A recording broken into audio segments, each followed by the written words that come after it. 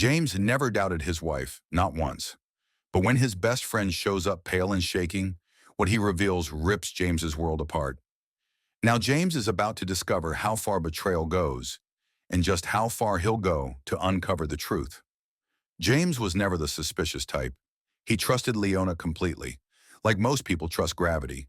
They'd been married for 6 years, built a quiet life in Denver, and settled into a routine that felt solid, reliable, comforting.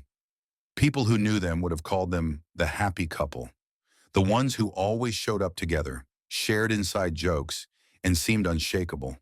But that illusion shattered on a Tuesday afternoon. It started with a knock on the door.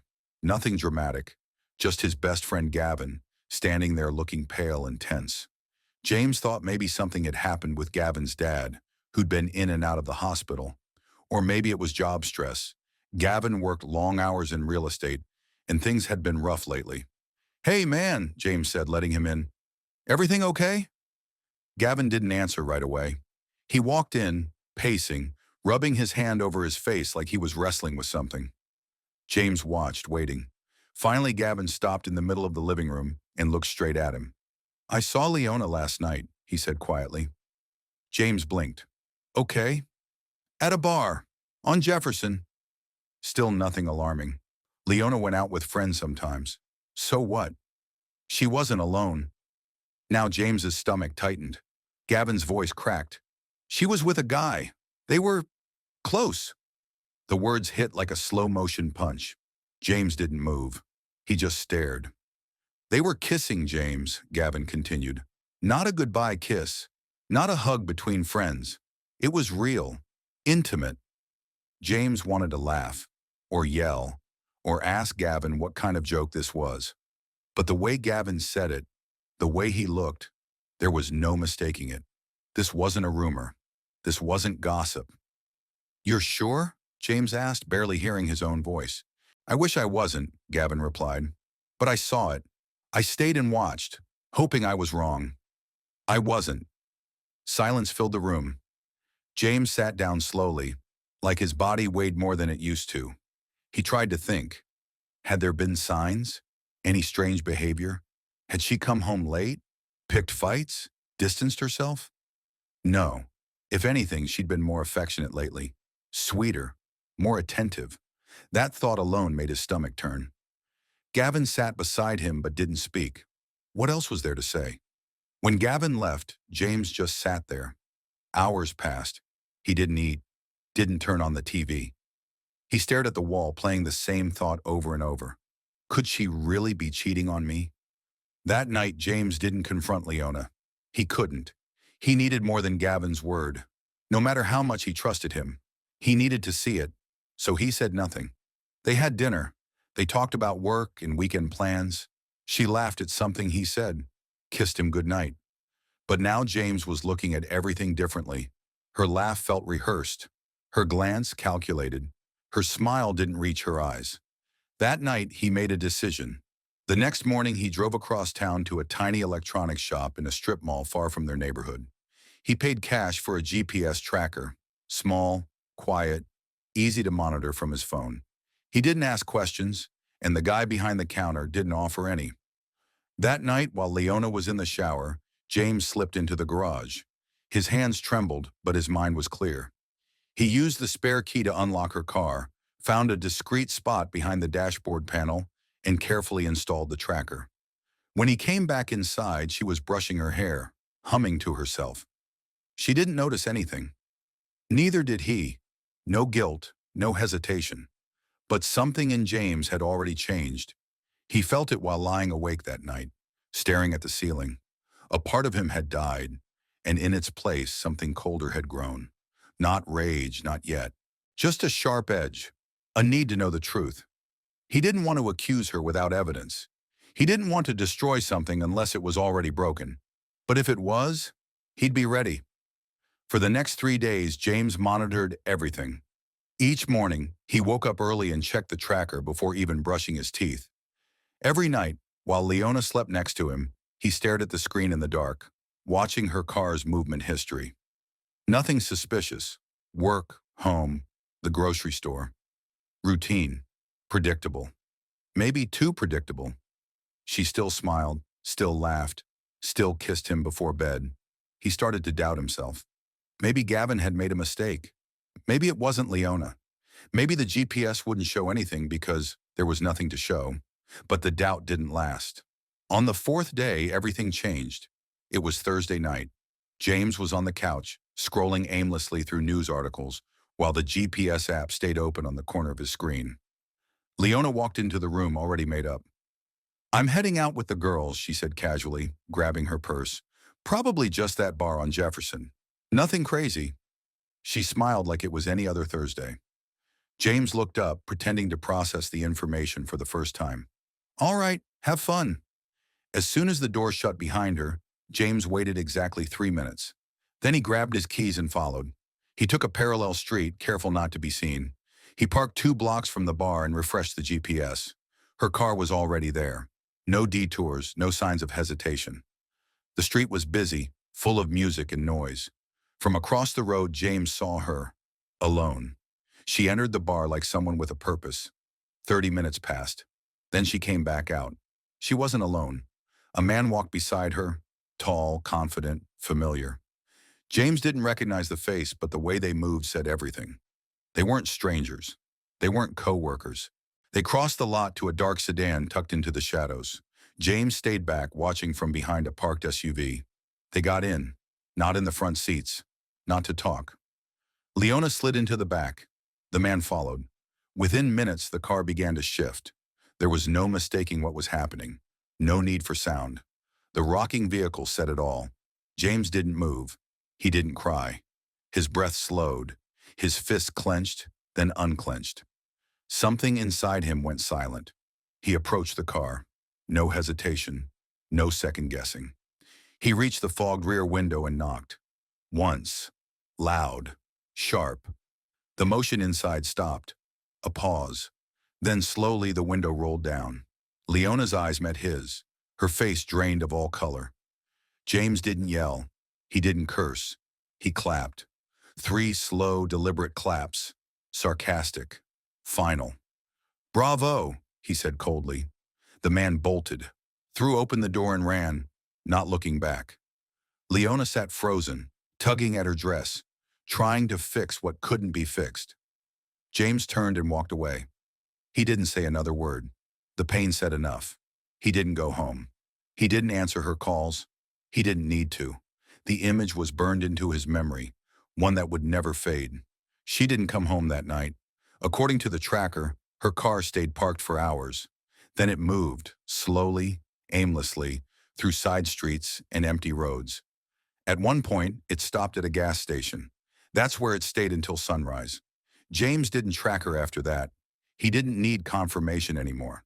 The truth had shown itself, clearly, brutally, and now the only thing left was deciding what to do next.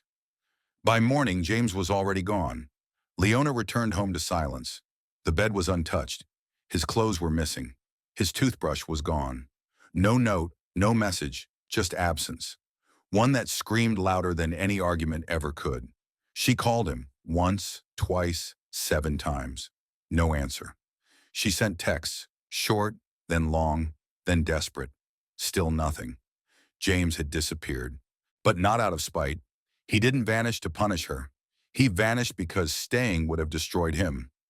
The man who once would have fought through anything for her had reached a line, and she'd crossed it. Leona stayed home that day. She didn't eat, didn't speak to anyone. She just sat on the couch, clutching a throw pillow like it might hold her together. The silence wrapped around her. Not peaceful, suffocating. Her mind replayed everything. When had she stopped trying? When had she chosen distance over honesty? That night, James sat in a quiet office miles across town, signing divorce papers. No anger, no drama, just a final decision. But the story wasn't over, because Leona didn't know what had really started this spiral.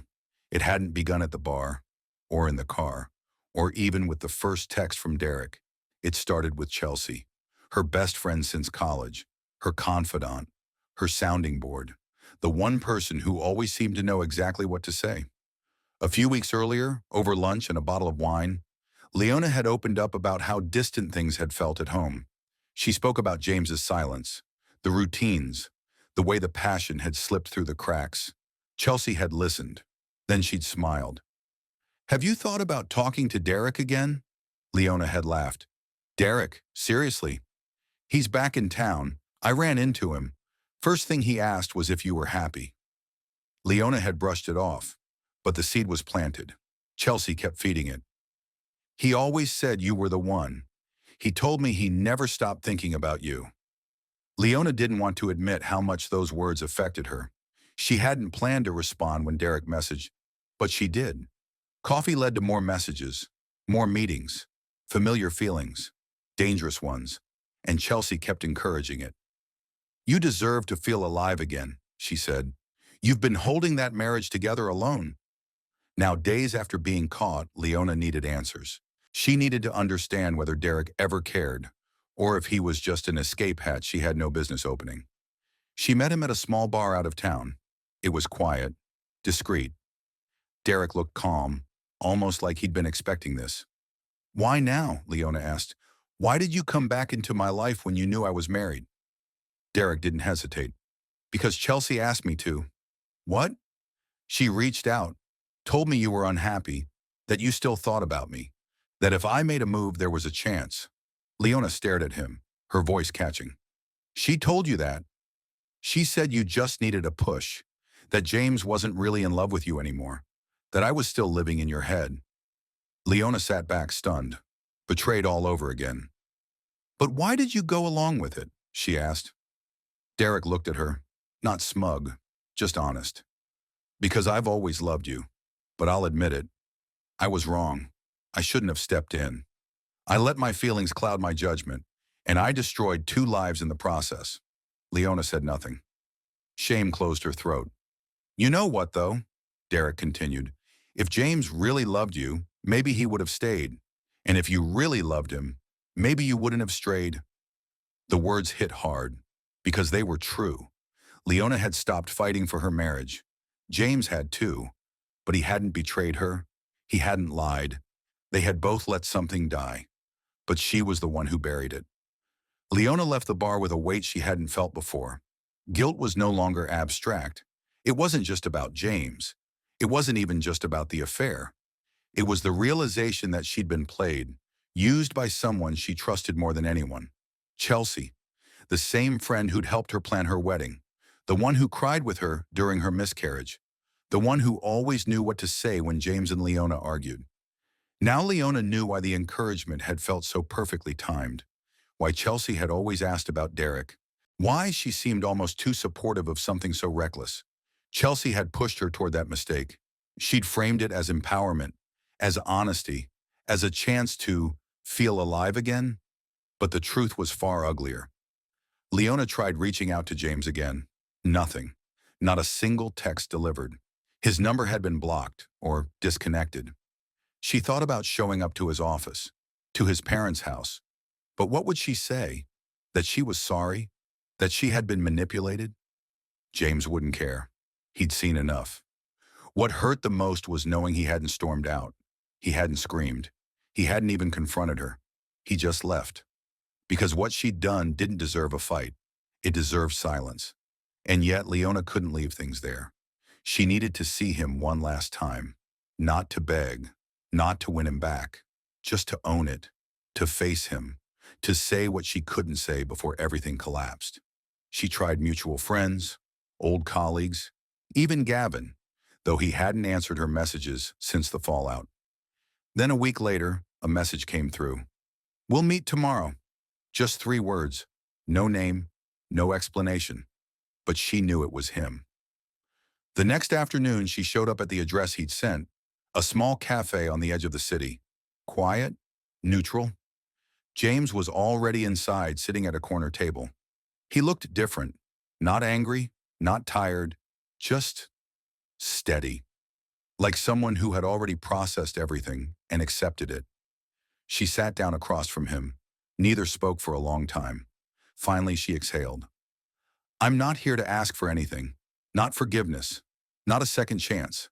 I just needed to face you and say, I'm sorry. For everything." James nodded slowly. I believe you. He looked down into his coffee. We stopped being us a long time ago. I just didn't want to admit it. You moved on quietly. That's what hurt the most. Not the betrayal, but the fact that I didn't matter enough for a conversation. I should have said something, she whispered. You should have, he agreed. But you didn't. And now here we are. She nodded, tears rising but not falling. Despite everything, you were the best thing that ever happened to me. James gave a faint smile. And now I'm learning to be the best thing that ever happened to myself. She stood up. He did too. For a brief second, they looked at each other like two people who had once shared everything, and now shared nothing. And then the door opened. Chelsea walked in. Leona froze. James didn't move. He just stared at her, calm, almost expectant. Chelsea walked over, avoiding Leona's eyes, and stood in front of James. I came because there's something you need to know, she said. Something Leona doesn't even know. James stayed silent. Chelsea turned to Leona. I set it up. Derek, everything. I knew he'd say yes if I pushed him. I wanted him to tempt you, because I knew you'd slip. Leona stared at her. Why? Chelsea hesitated, then looked back at James. Because I was in love with you. I have been for years, and I thought, if I could break you two apart, maybe you'd finally look at me. The room went still. James didn't respond right away. Then he stood, eyes on both women.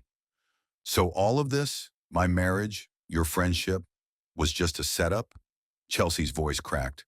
I didn't mean for it to go this far. But James was already walking past her. He didn't say goodbye. He didn't slam the door. He just left. And in that moment, both women realized something that would stay with them forever. He was never coming back. James didn't return any calls. Not that day. Not that week. The next anyone heard from him, he'd subleased his apartment, changed his number, and taken a consulting job out of state. Quietly, cleanly, like a man determined to remove every trace of a life that no longer belonged to him. Leona sat in the aftermath, alone, not just without James, but without herself. She barely recognized the person in the mirror. The confident woman who used to believe in honesty and commitment had been replaced by someone she no longer trusted. She avoided Chelsea, not out of anger. She didn't have the energy for that anymore. But because facing her meant confronting the worst of herself, the part that let others steer her, the part that looked for validation instead of asking for help, the part that broke something instead of fixing it. She didn't make excuses. She didn't pretend she was innocent. She just lived with it. In the weeks that followed, Leona returned to work. She stopped checking her phone every 5 minutes. She stopped waiting for a message that wasn't coming. She even stopped talking about it. Not out of denial, but because she had finally understood something. Some things don't get fixed. Some people don't come back. What she did wasn't a mistake. It was a choice. One that shattered a man who never once tried to hurt her. One that couldn't be undone just because she regretted it. James, for his part, didn't seek revenge. He didn't post anything, didn't gossip, didn't smear her name. He simply moved on. Because for him, the real act of closure wasn't confrontation. It was peace. He knew that chasing answers, demanding apologies, or reopening wounds would only drag him back into a story he didn't want to live anymore. So he let it go. He focused on work, found new routines, started running again. He met people who didn't know his history, people who didn't look at him with pity or curiosity. He rebuilt, not with dramatic gestures or grand epiphanies, but slowly, quietly, deliberately. Months later, James received a letter. No return address, but the handwriting was familiar. It was from Leona.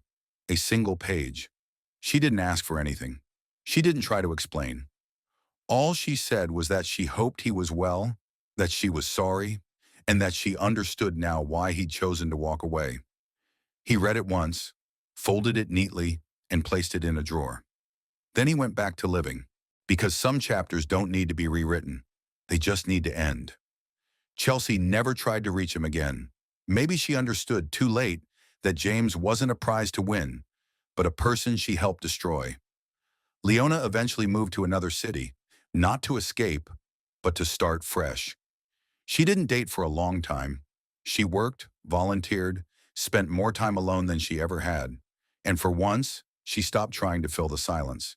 She listened to it instead, because within it, she finally heard herself.